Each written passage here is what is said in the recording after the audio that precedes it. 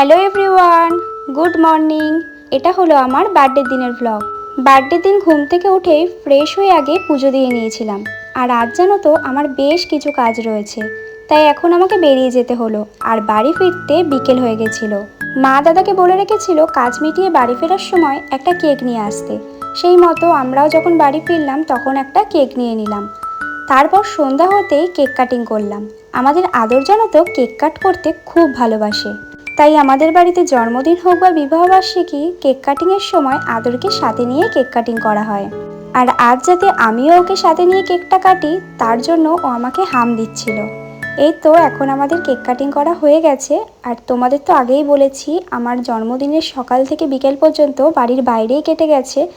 আর তার জন্য মা আমাকে বার্থডে লাঞ্চটাও সাজিয়ে দিতে পারিনি। সেই কারণে আমার কেক কাটিংয়ের পর মা আমাকে আজকের জন্মদিনের মেনুটা সমস্তটা আমাকে সাজিয়ে দেয়। এই তো এভাবেই আমার জন্মদিনটা কাটলো।